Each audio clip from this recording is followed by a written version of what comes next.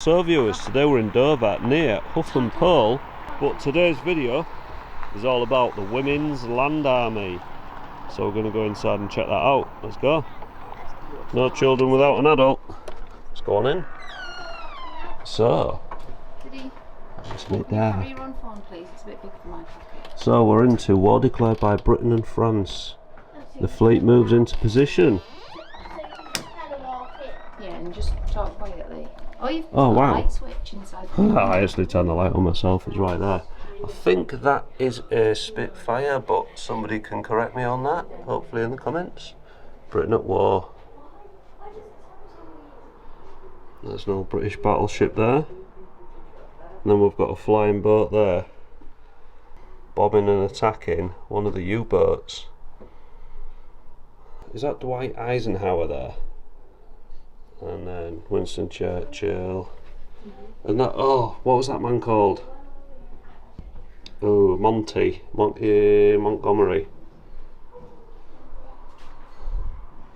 This is the beginnings of the Women's Land Army right here, viewers. So we're just going to say Britain at war, the two great world wars, 1914 to 1918 and 1939 to 1945. Which Britain fought in defence of freedom, were the first total wars where nations were hurled their entire adult populations into conflict. The majority of men of working age were sent into the services and defended their country on foreign soil, on the seas or in the skies above their homes. This left Britain farming desperately short of labour, and the situation was made worse by the activities of Germany's infamous U-boats, which in 1970 came close to bringing the country to the point of starvation. The solution to these problems was to be found at the nation's young women, mainly only 17 years of age. Thousands of them answered to the call to serve their country in the fields and joined the Women's Land Army. So these are the ladies that would, in pre the war, wouldn't have actually worked in agriculture, but because of the Women's Land Army, they did work on the land, should enrol their names in the War Service Register. And this is an example, Miss Amy Wood. She was a College of Gertrude White in the Land Army 1917-18. She was a Land Army instructor based at Addlestone.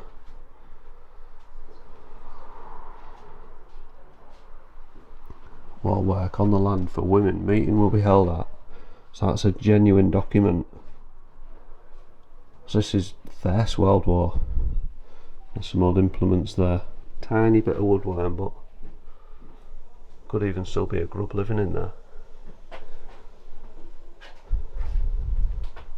Then in 1939 the Women's Land Army was reformed when the threat of another war with Germany was looming.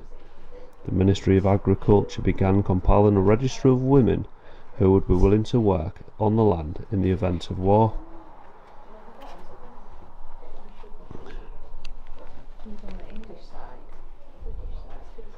British farms. So these are the farms and how it was all broken up. Let's put my torch on. So we're cattle, fruit plantation and hops, orchard and hops near Maidstone. We are down near Dover. We're actually at Huffham there, look. Yeah. So this was Kent's Battle of Britain 1940 to 1941. See there the German guns, the big German guns in France that were actually attacking Dover during the Second World War. Sheep farming. Sink ports. So they're the sink ports. I used to be on HMS. You're right in the where I want to be filming, Thomas. Sink ports were HMS Illustrious's base port or affiliated port, just Sandwich, Hythe, New Romney, Hastings and Dover.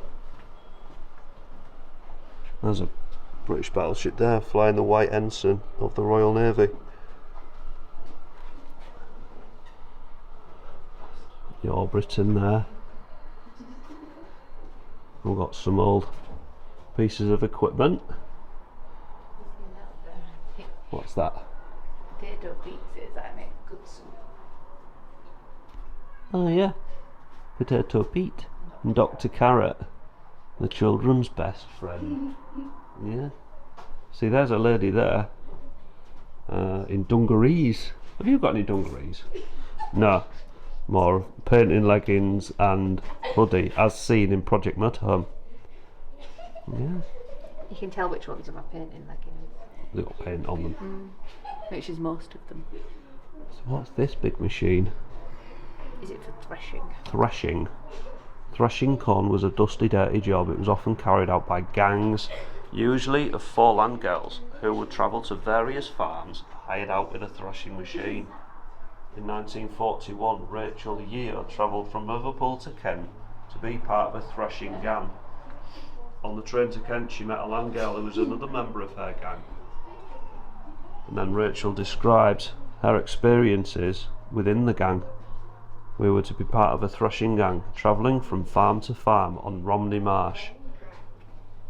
We never seen a threshing machine before, and it seemed noisy and dirty. Luckily, the other 2 land girls had been working on the thresher and helped us. We mostly did the raking out underneath the thresher. That was a filthy job. Sometimes we were underneath the thresher.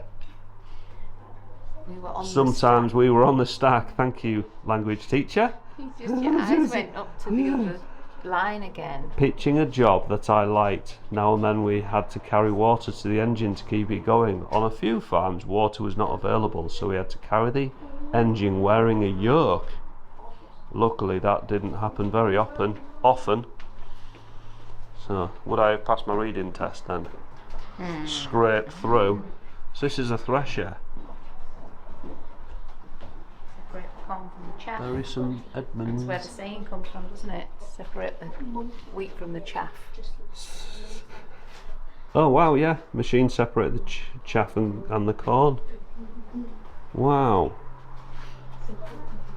It looks like it all... Lots of mice came out as well, so that, remember, it took their trousers into their socks. Oh! You don't want mice in your socks. It says here that the working conditions, they got 1 week off in the whole year. You complain about your holidays. Yeah, I do. I get 30 days off got a year. Half a day off in the summer and 1 day. Was it a fortnight? Or a week? It's not a week. Got half a day off every week in the summer and a whole day off in the winter. And Right. 1 week's annual leave. Yeah. And they drank lots of cider. Ah, right. So they were happy. They had plenty of food because of the farm, see. Ah, so they weren't starving like everyone else or on rations as such, because I never saw a thin farmer. So yeah, looks like a bit of a scary machine, this though. Looks like this, it looks like it all moves, the corn and the chaff and corn maybe came out there, out of those little chutes. We've got an old-fashioned elevator there. Not sure what that does. Some sort of rotating machine. Doesn't look like it'd be friendly in there though. So looking over here, we've got some of the uniform that they used to wear, and they could tie up the bottom of their trousers. Victory Harvest. Release certificate. Organisation of the Women's Land Army. So the general headquarters was in Sussex. Honourable Director Lady Denman and Assistant Director Mrs. Jenkins. So the Queen was the patron, and it was organised by the Ministry of Agriculture and Fisheries. Then there was lots of regional and county office and officers, and then local representatives, and then the land girls, and they are the land girls right there, viewers. So it wasn't men that won the war on their own, the women helped too. Lady Denman, that's the honorary director of the Women's Land Army. Very, very important lady in the Second World War.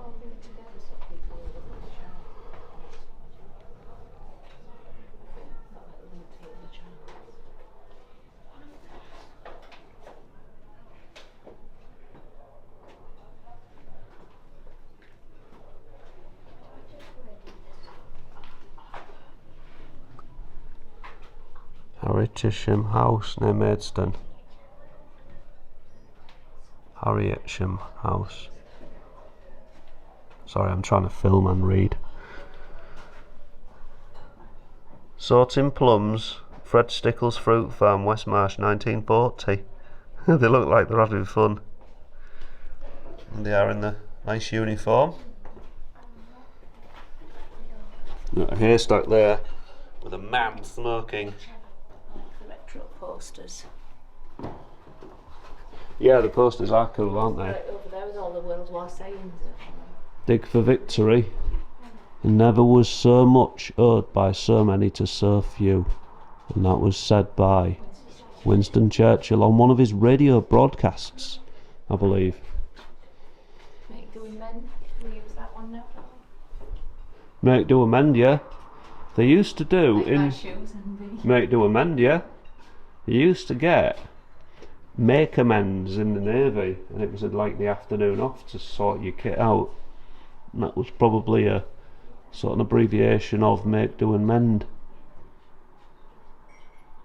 Don't do it, mother. Leave the children where they are. Oh, that's what Hitler was saying. No, yeah. Hitler was saying take your children back to the big cities. Oh, so they could kill them. He saying don't do it, leave them in the country. Yeah. Because if you can read the Hitler bit, he's saying Take them back. Hitler is saying take them back. Yes, so I think a lot of mothers didn't want to trying leave to the guilt kids. trip mothers to get their kids back. Yeah, bless. It must have been so hard. It isn't just the war bit, it's everything else.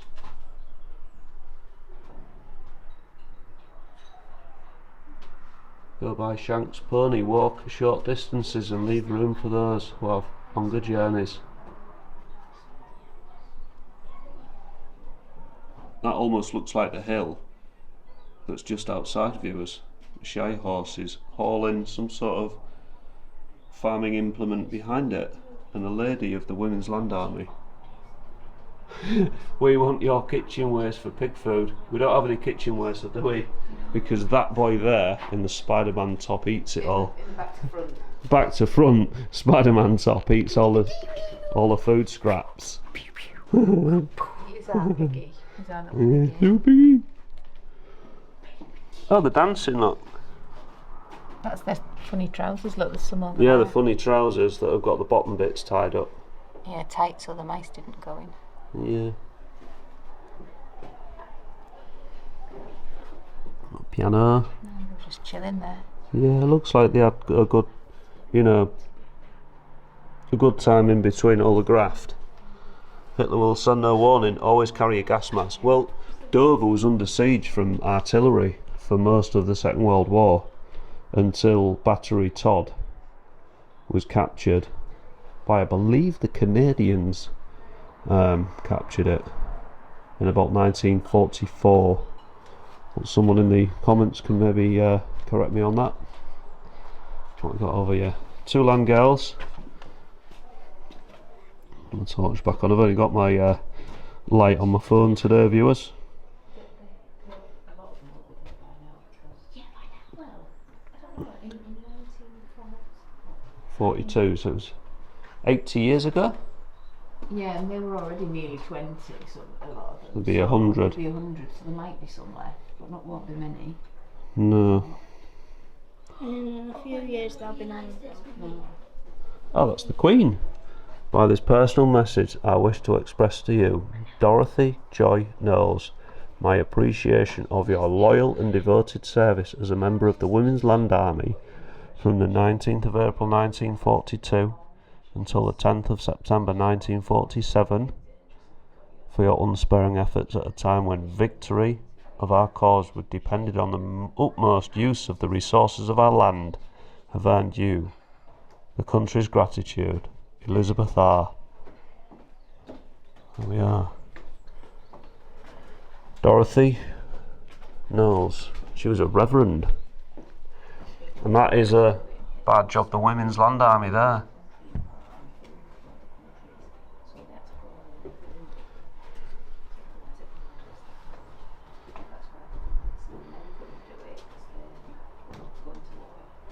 We used to have, when I was in the Royal Navy, we used to have on Her Majesty's service official envelopes like that. So obviously Queen Elizabeth took the crown when I was in. It's now a king again, so on His Majesty's service. Yeah, we're going in the cafe next for us, which is down there. We'll just get a glimpse of that.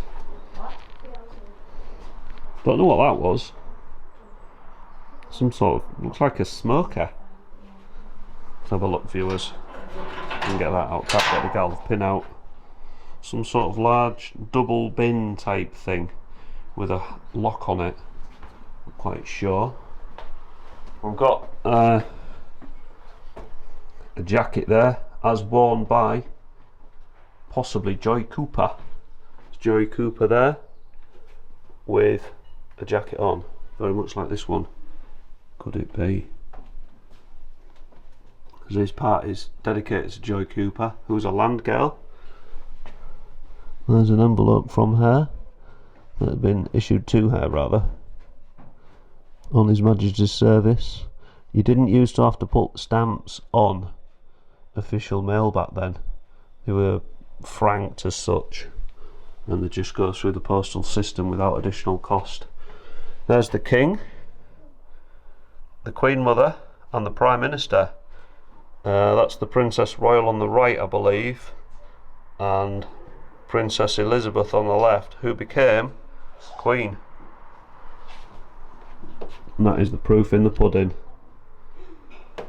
As we look back at a photo there of two farmers there and a woman, possibly a second female of the Women's Land Army.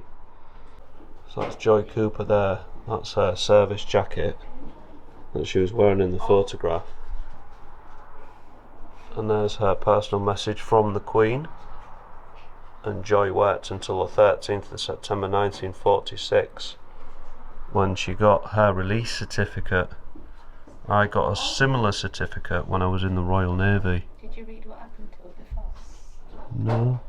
What happened? She was working in a field and there was a bombing raid. She didn't get shot, but she fell off. She was thrown from the wagon to the ground and she broke both wrists. And then she had to walk 3 miles back with 2 broken wrists. In 1943, Joy was working on a farm in Newchurch on Romney Marsh, helping get the hay in.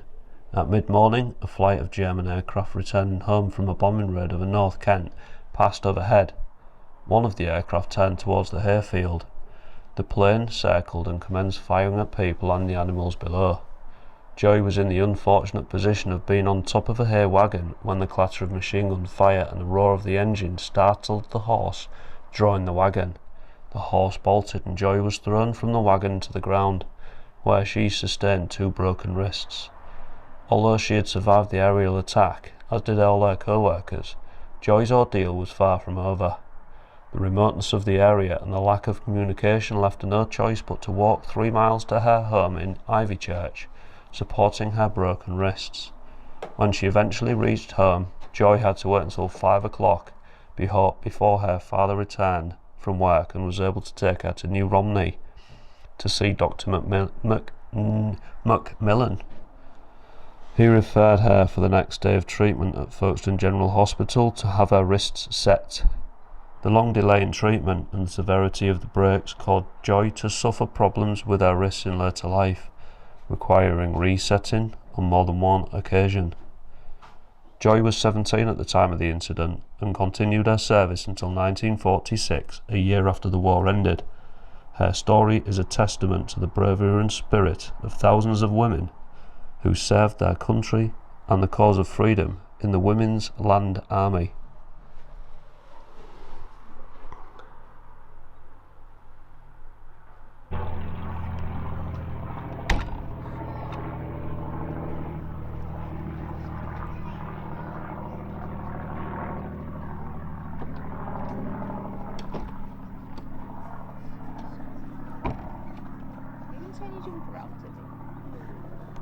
So viewers, welcome to Project Motorhome. We're currently on Eurotunnel.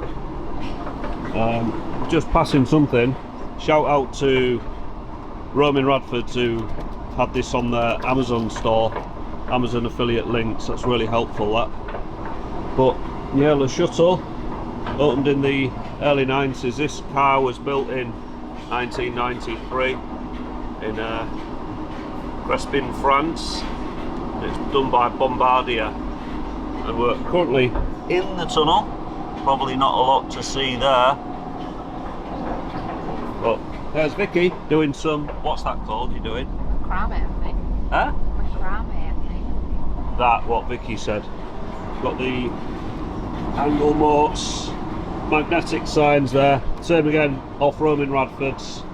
And the motorhome has been running good. It got a bit warm coming on here, but we had the cooling fans running, so all is well there.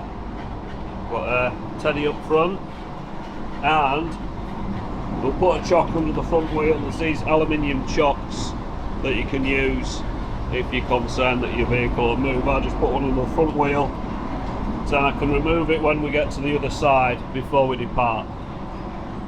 And that is just a little bit from me to you on the shuttle somewhere under the English Channel.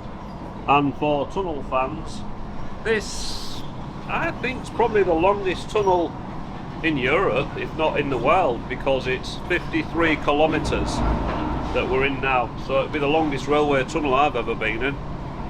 If you know of a longer tunnel, please leave a comment, viewers. This is a view of the kitchen, viewers, and Vicky's done a marvellous job of the grey painting. We've gone from the brown to the grey, so that's the original there, brown with the gold, worn gold, and we've got new Prestel things here, new presses, and it's all looking very nice. We've got the coffee machine there, fully automatic bean to cup, and we've got the air fryer here. And then the boys are making the use of trashy videos on YouTube. And I don't know what else. What else do I need to show them, Vicky? Back. The back. Tip. Oh yeah, yeah. Vicky's done this. I'll just flick the light on for you, viewers. It's a bit dark. Yeah, so Vicky's done this back table. I added an extra socket, but I added the socket in the wrong place, because if I go like that, and this flips open, I think it does. That flips open somehow, and I've put it in the wrong place. It collides with it, but that goes there. Oh, that always falls out. It's from the mid-90s stereo that's in this. But yeah, that's the back. It's looking really good. I think the grey looks really nice against the original brown. We've got the aircon machine tied up there. Bathroom. A little modification we made. My mum has these like toothbrush holders in her house, so I thought what I'd do is I'll put them in the motorhome as well. And we've got a little sticker machine to sticker everything up. And they're the modifications we've made so far on this journey through. I'm just going to shut this vent, left it up now there. Met up with Chris and Kat last night in Dover. That's Chris from IKS. So check out IKS Exploration. He's got a lot of really good videos over on his channel. Massive shout out to him. He's a big inspiration to my channel. I'll show you a couple of bits on the Le Shuttle. We're on one of these types of cars where it's double height, so it doesn't have that extra deck, whereas the car ones have an extra deck in the middle. Very similar train carriage, but it just has two decks. This is a single deck one. Main difference is the car one has a stairwell there, and underneath each stairwell there's a toilet, whereas these ones are wider, so there's no room for the toilet. I've got the emergency doors there for the way out into the centre tunnel. This is just a little pictorial of the tunnel look. So the train can stop in the tunnel, and you get out of that door there, and you can go into the tunnel. Then you can go into this centre tunnel here, the service tunnel. This is the one where underneath that deck, Le Shuttle can run cables through that, because they've obviously got the service tunnel to connect Calais with Folkestone. So that is what they can do there, and you can escape through that tunnel. And that's the other rail tunnel. So there's actually 3 tunnels underneath the English Channel for the Le Shuttle system. So thank you so much for watching this video. Please subscribe to the channel if you haven't already, and I'll see you every Thursday and Sundays with new videos. Bye bye for now.